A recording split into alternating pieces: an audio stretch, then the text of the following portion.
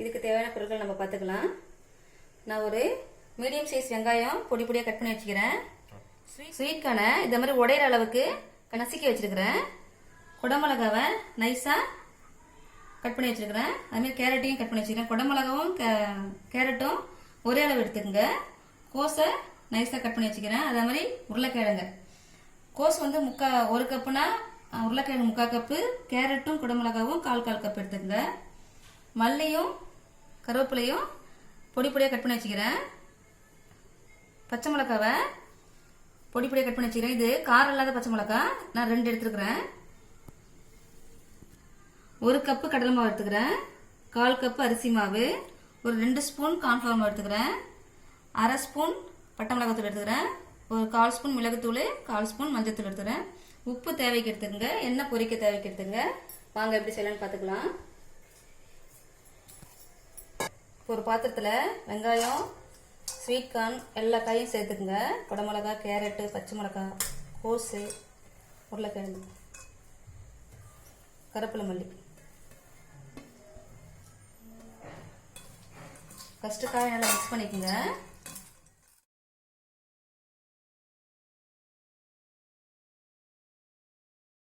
Mix பண்ணிட்டு இதில் பட்டை மிளகாத்தூள், மிளகுத்தூள், மஞ்சத்தூள் சேர்த்துக்குங்க. ஃபஸ்ட்டு இந்த காய்க்கு மட்டும் தேவையான உப்பு போட்டுங்க. உப்பு போட்டு இதில் ஃபஸ்ட்டு மிக்ஸ் பண்ணிக்கோங்க. அதுக்கப்புறமேட்டு மாவெல்லாம் கலந்துக்கலாம். இது சின்ன பசங்க விரும்பி சாப்பிடுவாங்க. அதனால் நான் காரம் கம்மியாக போடுறேன். பெரியவங்களுக்கு வந்து இன்னும் கொஞ்சம் காரம் அதிகமாக சேர்த்துக்குங்க.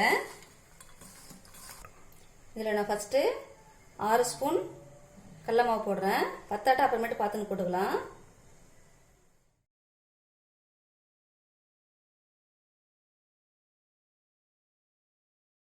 ஆறு ஸ்பூன் கடலை மாவுக்கு ஒரு 3 ஸ்பூன் அரிசி மாவு போடுறேன்.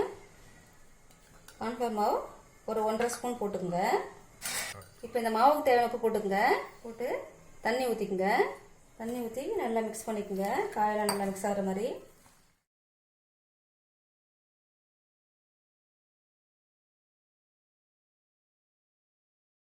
இன்னும் கொஞ்சம் இதில் மாவு போடணும். இதில் நான் ஒரு 2 ஸ்பூன் கடலை மாவு, ஒரு 1/2 ஸ்பூன் அரிசி மாவு போட்டுக்கோங்க. ஒரு 1/4 ஸ்பூன் கார்ன்ஃப்ளவர் மாவு போட்டுங்க. மிக்ஸ் பண்ணிக்கோங்க.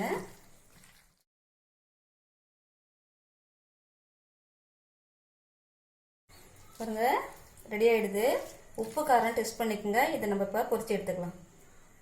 ஸ்டவ் ஆன் பண்ணி வானல் வச்சு எண்ணெய் ஊற்றிக்குங்க. எண்ணெய் சூடாகட்டும். பாருங்க எண்ணெய் காஞ்சது. நம்ம இப்போ போட்டு எடுத்துக்கலாம். இதே மாதிரி சின்ன சின்னதாக போடுங்க.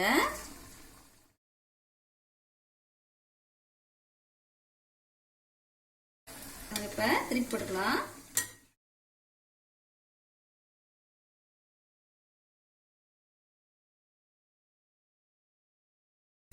எண்ணெயில் பொரிக்கிற ஐட்டம் எது செஞ்சாலுமே மீடியம் ஃப்ளேமில் வச்சு தான் பொரிக்கணும். அப்போ தான் வந்து நல்லா வேகும். வேகமாக வச்சிங்கன்னா மேலே வந்து செவந்துடும், உள்ளே வேகாமல் இருக்கும். மீடியம் ஃப்ளேமில் வச்சு பொரிங்க.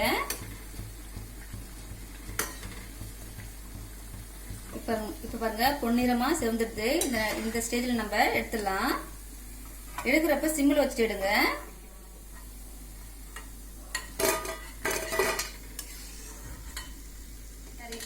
இதே மாதிரி எல்லாத்தையும் பொரிச்சு எடுத்துங்க. பாருங்க நம்மளுடைய மிக்சடு வெஜிடபிள் போண்டா ரெடி ஆயிடுது. நம்ம பசங்க விரும்பி சாப்பிடுவாங்க. இதை நீங்கள் ட்ரை பண்ணுங்க. பிடிச்சிருந்ததுன்னா லைக் பண்ணுங்க, ஷேர் பண்ணுங்க. நந்தாஸ் பூங்கோதை கிச்சனுக்கு சப்ஸ்கிரைப் பண்ணுங்க, கமெண்ட் பண்ணுங்க. நன்றி.